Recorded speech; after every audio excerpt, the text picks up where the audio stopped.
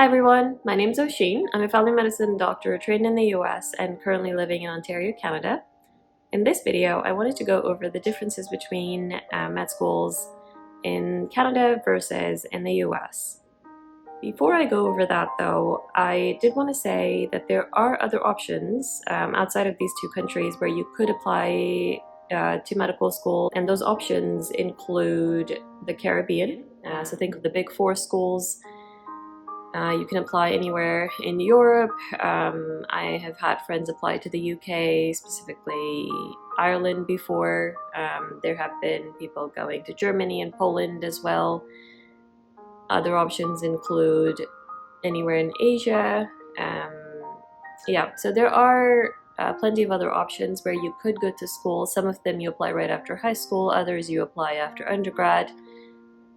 Having said that, in my personal opinion, these may not be the best options for Canadian applicants. And I say that because it has been extremely difficult for people to come back to either the US or Canada if they've gone on to study in these places.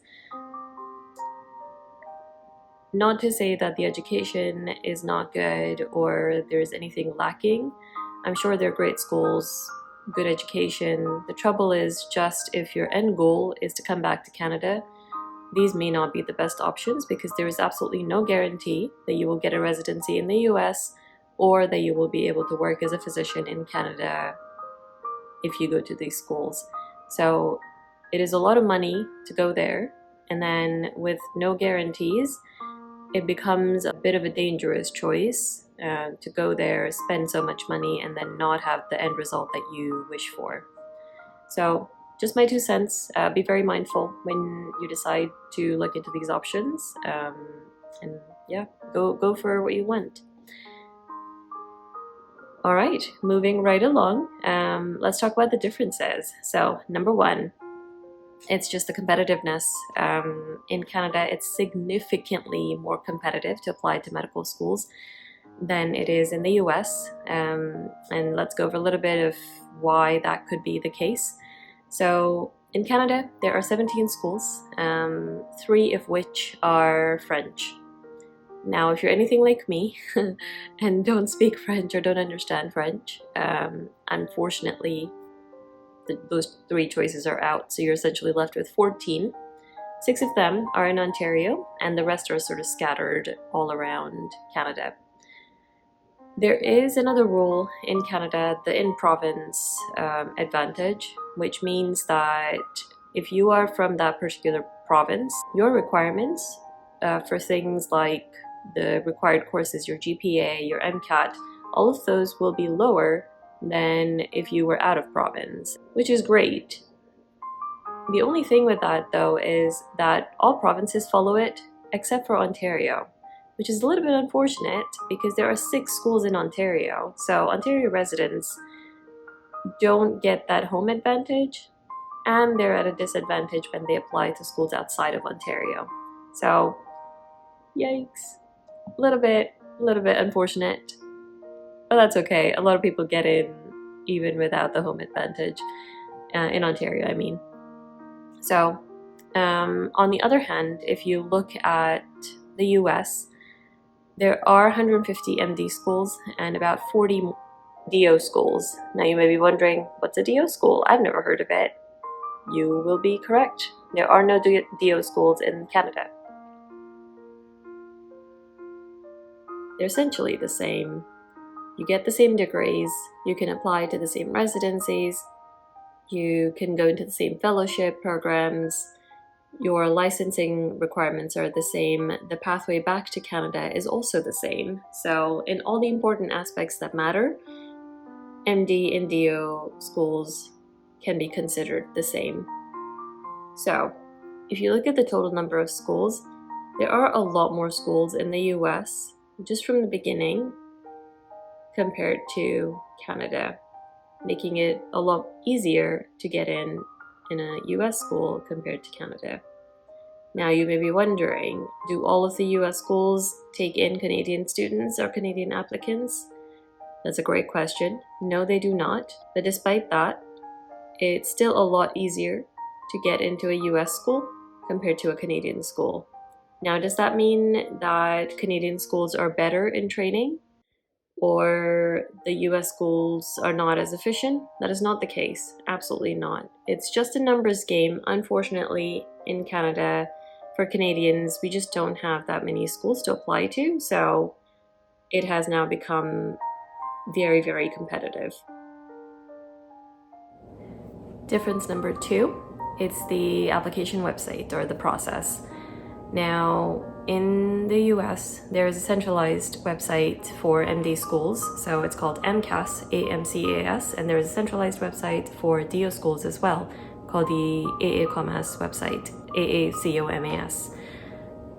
Significantly easier to apply because all the schools are connected and you put your application into that one centralized database and then you choose whichever school your application should go to, which is great. In Canada, it's not so difficult, but it is not centralized. So you have different provinces with their different websites. For example, Ontario has OMSAS or OMSAS. I believe Alberta has UCAN, UBC or BC has their own website. So every province is sort of, you have to be mindful which schools you're applying to, which schools you're not applying to, and kind of look at the different websites in that regard. On to difference number 3. It's the timeline. So in the US, the applications open much earlier than they do in Canada, so be very mindful of when to apply.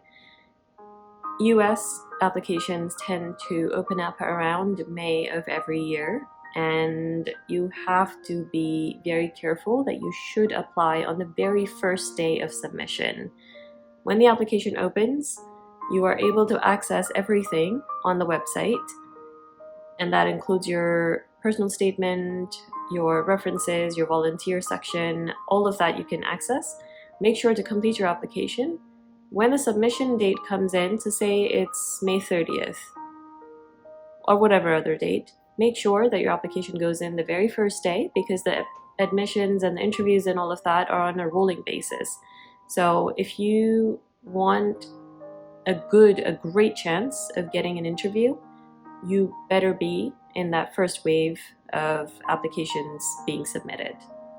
So that's the US. In Canada, it's a bit different. The application cycle opens up and then there's a deadline. No interviews, no acceptances, no rejections, no waitlist. Nothing happens until that deadline comes in. And the deadline usually tends to be around somewhere end of September or beginning of October. Once that deadline comes in, no more submissions are allowed.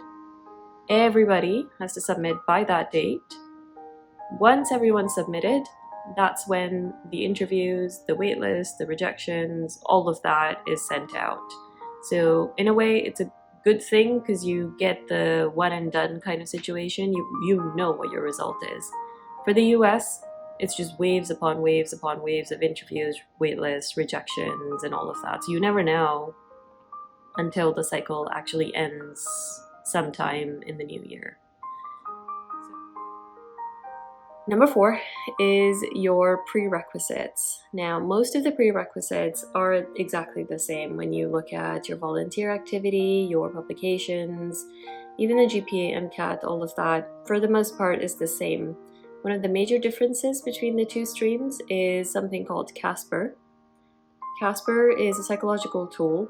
When I was applying several years ago, I didn't have to go through it. It was just coming out, so I didn't really learn much about it. I still don't know much about it because, again, I never went through it.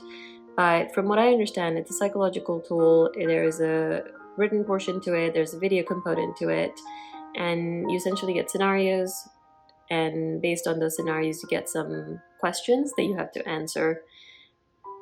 There is no connection to any specific stream of medicine. There's no specific topic that they test you on. It's more so ethical dilemmas, technicalities, sort of things that could help them assess your character, your personality, how you think, all of those things. So very, very psychology based.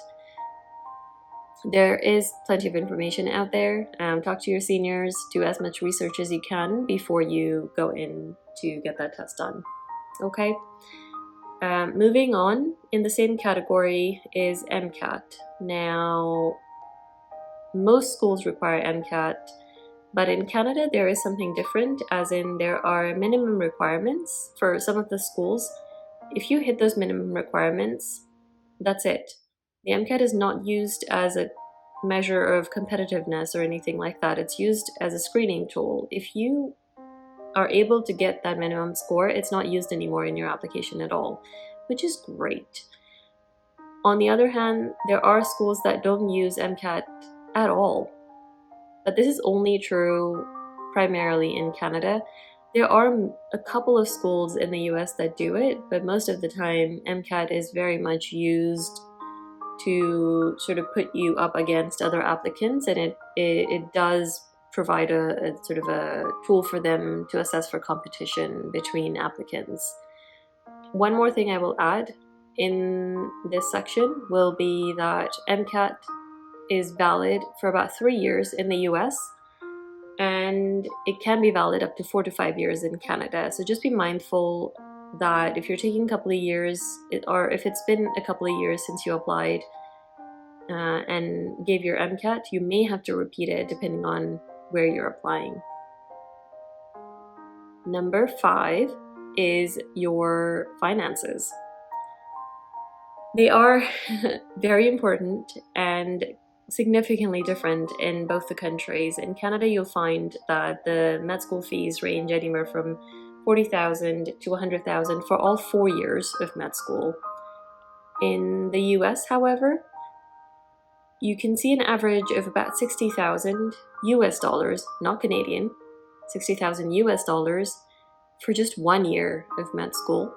So that means that you could be paying $40,000 per year up to $100,000 per year, depending on the school that you end up going to. So you could be looking at a maximum of $400,000 just for the medical fees, and this does not include your general living expenses at all. So we've gone over a number of different things. I hope you learned something today, and I hope you found it helpful. If you have any questions at all, please feel free to comment them down below, and I would be happy to answer as best as I can. Otherwise, I hope you have a great day. I hope you stay happy and healthy, and take care. Bye-bye.